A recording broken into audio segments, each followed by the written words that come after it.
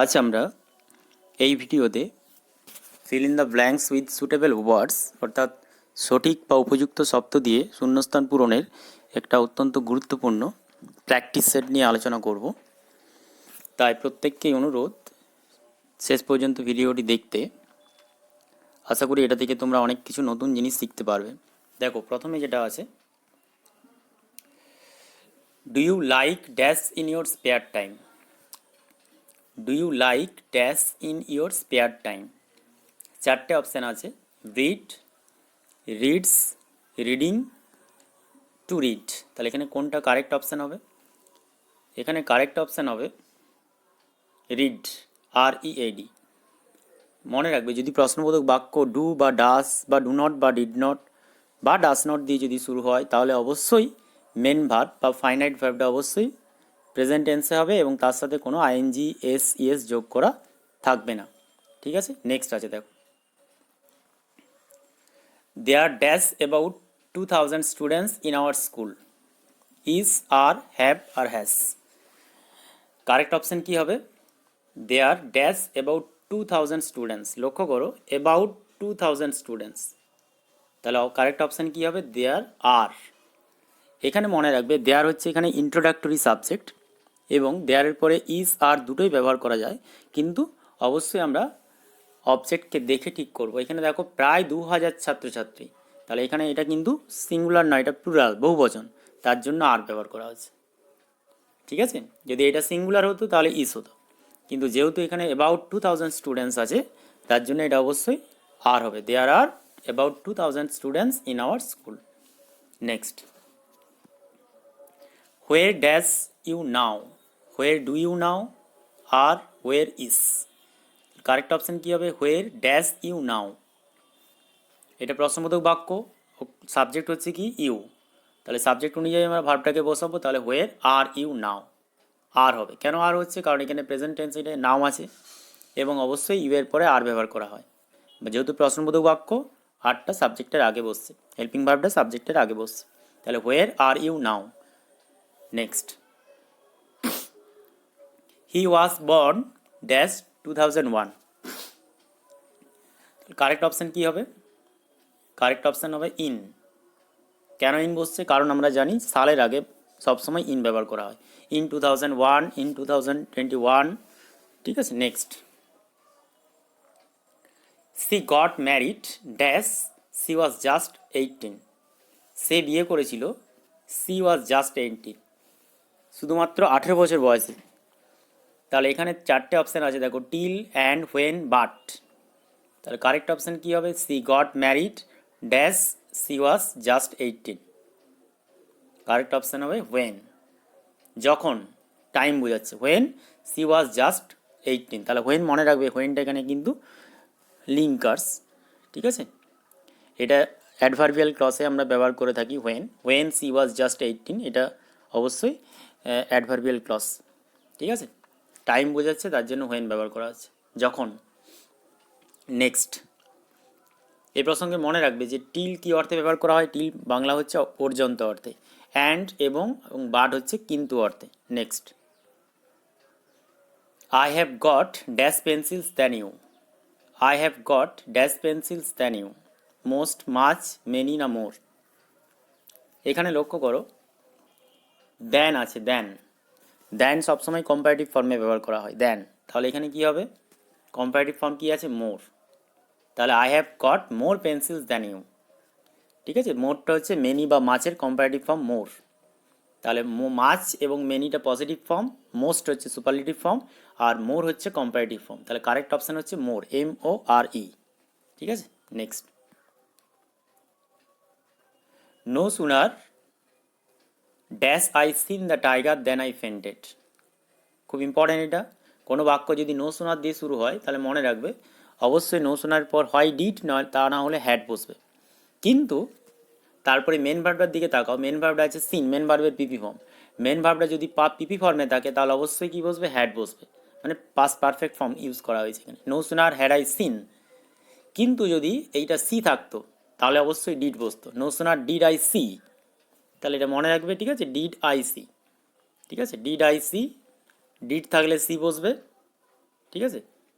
আর যদি had seen থাকে, main ভার্বের পিপি ফর্ম থাকে, তাহলে অবশ্যই কি বসবে, তাহলে অবশ্যই হ্যাড বসবে। তাহলে no sooner had I seen the tiger then I fainted, তাহলে কারেক্ট অপশন কি হবে, had. Next, no sooner dash the boy reach the station then the train left.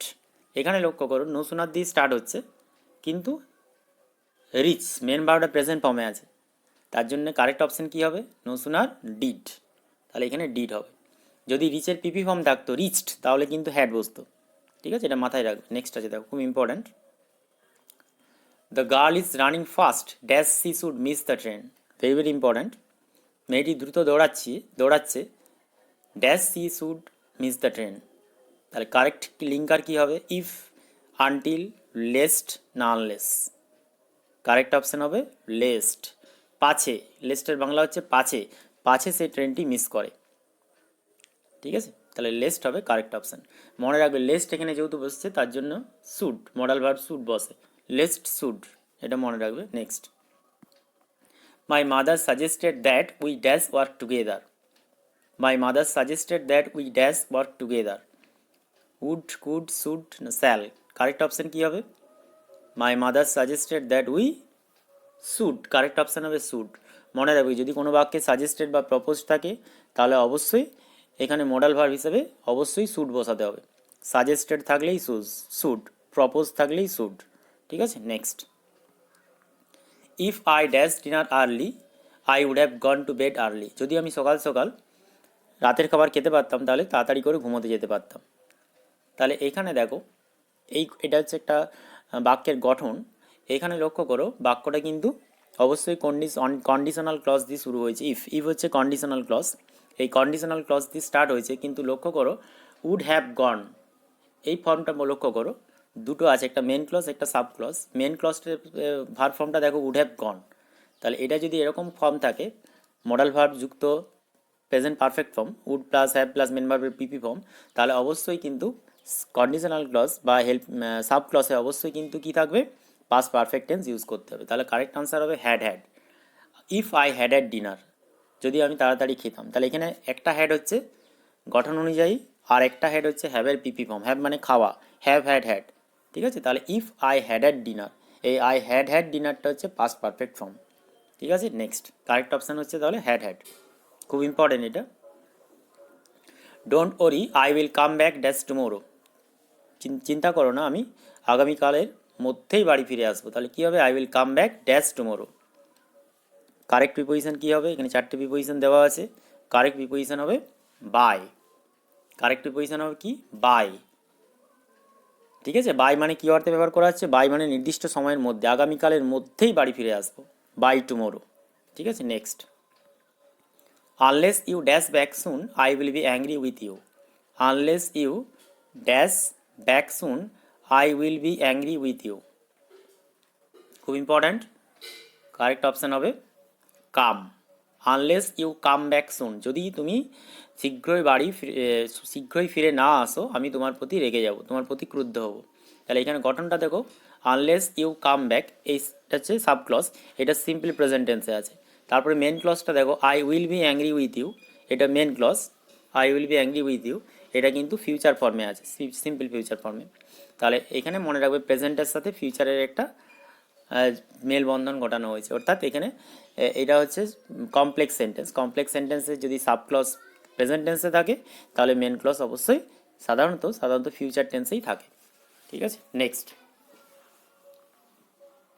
Dash the bad news my grandmother fainted. খুব important, dash the bad news my grandmother ফেন্টেড।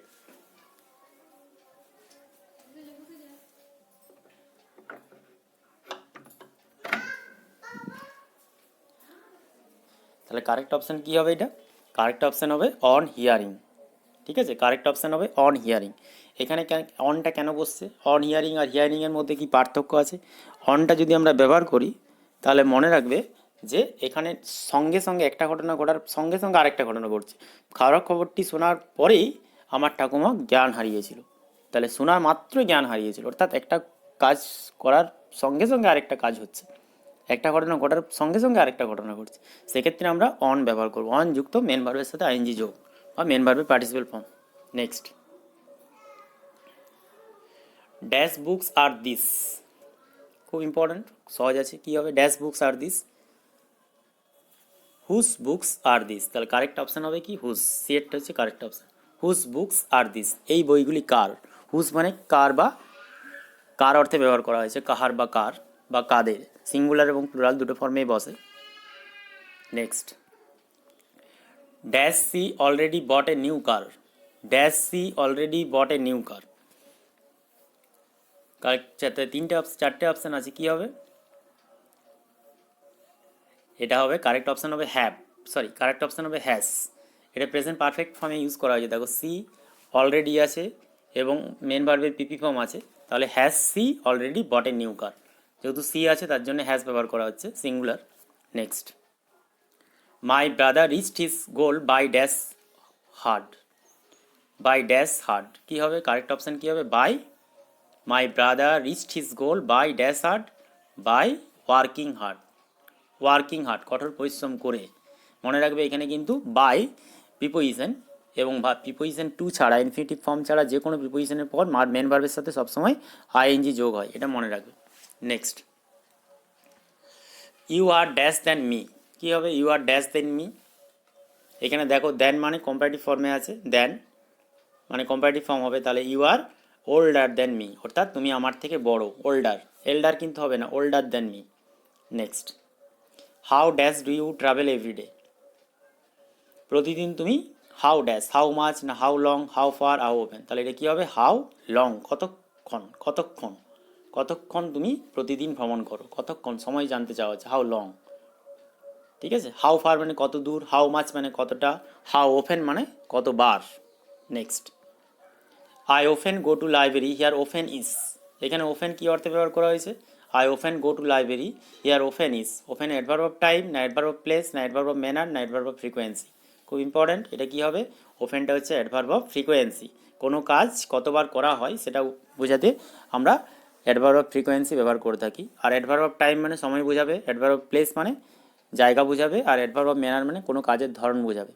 যাই হোক, আজকে আমরা এইটুকুই আলোচনা করলাম। আশা করি তোমাদের এটা খুবই কাজে লাগবে।